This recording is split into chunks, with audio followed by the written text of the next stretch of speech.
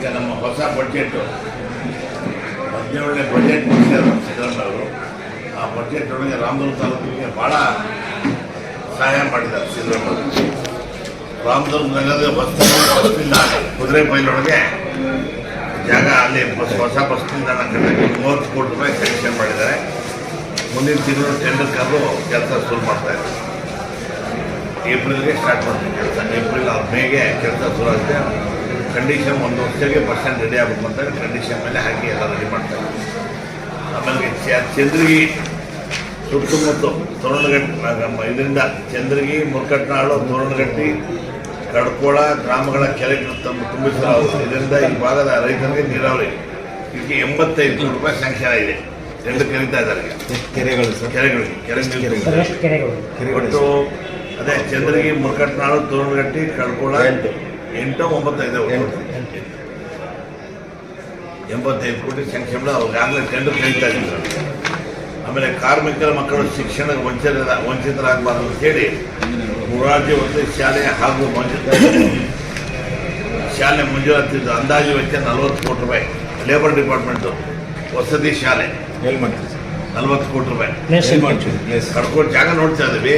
Mostly ಕಡ್ಕೊಂಡ ಜಾಗ ಇದೆ, mostly ಅಲ್ಲೇ ಮಾಡ್ಬೋದು. ಎಲ್ಲಾನು ಕಟ್ಕೊಳ್ಳೋ ಕಡೆ ಮಾಡೋ ಬದಲಿಗೆ ಬೇರೆ ಜಾಗ ಇಲ್ಲ ನಮ್ಗೆ. ಆನೆ ಗುದ್ದಿ ಕಡೆ ಇದಾವಲ್ಲ, ಜಾಗ ತೋರಿಸಿ ನೀವು ಮಾಡೋದು ಎಲ್ಲ ಯಾಕಂದ್ರೆ ಎಲ್ಲ ಒಂದೇ ಕಡೆನೇ ಆಗೋದ್ರಿಂದ ಕರೆಕ್ಟ್ ಅಲ್ಲಿ ಬೇಕಾದ ಜಾಗ ಇದೆ ಮಾಡ್ತಾ ಇದ್ವಿ. ಕ್ಯಾನ್ಸಲ್ ಆಗ್ಬೋದು ಮಾಡ್ತಾ ಇದ್ವಿ. ಎಷ್ಟು ಎಕರೆ ಜಾಗ? ಆಮೇಲೆ ರಾಮದುರ್ಗ ನಗರಕ್ಕೆ ನಮ್ಮ ದಿನೇಶ್ ಗುಂಡೂರಾಯರು health minister 100 bedded hospital modernise ಆಗಿ ಕಟ್ಟಬೇಕು ಅಂತೇಳಿ ಮಾಡಿ ಭೂಮಿ ಪೂಜೆ ಶುರು ಮಾಡಿ ಕೆಲಸ ಶುರು ಆಗಿದೆ. ನಿಮಗೆಲ್ಲ ಗೊತ್ತಿದೆ. ನಮ್ಮದು ಸರ್ಕಾರ ಬಂದಮೇಲೆ ಇದು ಮೇಜರ್ ಇವೆಲ್ಲ. ಆಮೇಲೆ ಮುಖ್ಯಮಂತ್ರಿಗಳ ವಿಶೇಷ ಅನುದಾನ ಕೊಟ್ಟರು ನಮಗೆಲ್ಲ ಶಾಸಕರಿಗೆ 50 ಕೋಟಿ ರೂಪಾಯಿ ಕೊಟ್ಟಿದ್ದಾರೆ. 50 ಕೋಟಿ. ಅದರೊಳಗೆ 37 ಕೋಟಿ ರೂಪಾಯಿ ರಸ್ತೆಗಳ ಅಭಿವೃದ್ಧಿಗೆ ನಾವು ಕೊಟ್ಬಿಟ್ಟಿದ್ದಾಗಲೇ ಟೆಂಡರ್ಗಳು ಕರೀತಾ ಇದ್ದಾರೆ. 37 ಕೋಟಿ. ಇನ್ನು 13 ಕೋಟಿ ರೈತರ ಹೊಲಗಳಿಗೆ ಹೋಗೋ ರಸ್ತೆಗೆ ಮಾಡೋಣ ಅಂತೇಳಿ ಒಂದು 13 ಕೋಟಿ ಮೀಸಲಾಗಿಟ್ಟಿದ್ದೀವಿ. ಅದನ್ನು ಕೂಡ ಎಸ್ಟಿಮೇಟ್ ಮಾಡಿಸಿ ಎಲ್ಲೆಲ್ಲಿ ಕೊಟ್ಟಾರೆ, ಎಲ್ಲೆಲ್ಲಿ ಭಾಳ ನೆಸೆಸರಿ ರೈತರಿಗೆ ಕಬ್ಬು ಕಡಿಯೋಕ್ಕೆ ಒಳಗೆ ಹೋಗೋಕ್ಕೆ ಎಲ್ಲರಿಗಿಂತ ಅಲ್ಲಿ 13 ಕೋಟಿ ರೂಪಾಯಿ ಅಲ್ಲಿ ಮಾಡ್ತಾಯಿದ್ದೀವಿ. ರಾಮದುರ್ಗ ನಗರಕ್ಕೆ ನಿಮಗೆಲ್ಲ ಗೊತ್ತಿರೋಂಗೆ 20 ಕೋಟಿ ರೂಪಾಯಿ ವಿಶೇಷ ಅಭಿವೃದ್ಧಿ ಕೊಟ್ಟಿದ್ದೀವಿ ನಮಗೆ. 20 ಕೋಟಿ ಅದೆಲ್ಲ ಆಗಲೇ ಕೆಲಸ ಪ್ರಗತಿಯಲ್ಲಿದೆ. ಸಾಲಾಪುರ ಹಾಗೂ ಮುದೇನೂರು 110 KV ಸ್ಟೇಷನ್ಸ್ನ ಮಾಡೋಕ್ಕೆ 25 ಕೋಟಿ ಮಂಜೂರಾಗಿದೆ. ಇವಾಗ ನೆಕ್ಸ್ಟ್ ಮಂತ್ 1 ತಿಂಗಳು 2 ತಿಂಗಳಿಗೆ ನಾವು ಅದನ್ನು ಕೂಡ ಟೆಂಡರ್ ಕರೆದ್ವಿ. ವೀರಭದ್ರೇಶ್ವರ ಹಾಗೂ ಸಾಲಾಪುರ ಏತ ನೀರಾವರಿ ಅದೆಲ್ಲ ಕೆಲಸ ಸ್ಥಗಿತ ಆಗಿತ್ತು ಇಷ್ಟು ದಿನ ಬೇರೆ ಸರ್ಕಾರದ ಇದ್ದಾಗ. ಈಗ ಅದಕ್ಕೆಲ್ಲ ಆನ್ಗೋಯಿಂಗ್ ವರ್ಕಿಗೆ ಸ್ಟಾರ್ಟ್ ಮಾಡಿ ಅಂತ ಹೇಳಿದ್ದಾರೆ. ವಿಶೇಷವಾಗಿ ವೀರಭದ್ರ ಏತ ನೀರಾವರಿದು DM ನಾಯಕ್ ಅಂತೇಳಿ ಒಬ್ಬರು ಕಾಂಟ್ರಾಕ್ಟರ್ ಇದ್ದರು. ಅದೆಲ್ಲ ಮಾಡಲಿಲ್ಲ. ಅವ್ರು ನೋಟಿಸ್ ಕೊಟ್ಟು ಎಲ್ಲ ಆಯಿತು. ಅವ್ರಿಗೂ ಒಪ್ಪಿಗೆ ಪಡೆದು ಟೆಂಡರ್ ಕ್ಯಾನ್ಸಲ್ ಮಾಡಿದ್ದೀವಿ. ಈಗಾಗಲೇ ಕ್ಯಾನ್ಸಲ್ ಮಾಡಿ ನೆಕ್ಸ್ಟ್ ಮಂತ್ ಅದು ಕೂಡ ಹೊಸ ಟೆಂಡರ್ ಕರಿತೀವಿ.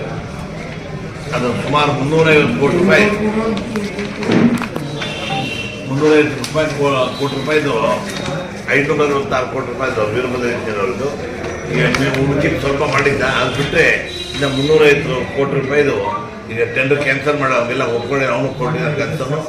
ಈ ಮುಂದಿನ ತಿಂಗಳು ಅದು ಕೂಡ ಹೊಸದಾಗಿ ಟೆಂಡರ್ ಕರೆದು ಕೆಲಸ ಮಾಡ್ತೀವಿ.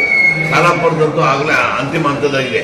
ಸಾಲಾಪುರದ ಏನದು 2-3 ತಿಂಗಳು ರೆಡಿ ಆಗೋ ಚಾನ್ಸಸ್ ಇದೆ. ಸರ್, ವಿಶೇಷವಾಗಿ ಭೂ ಸ್ವಾಧೀನ ಇನ್ನೂ ಆಗಿಲ್ಲ.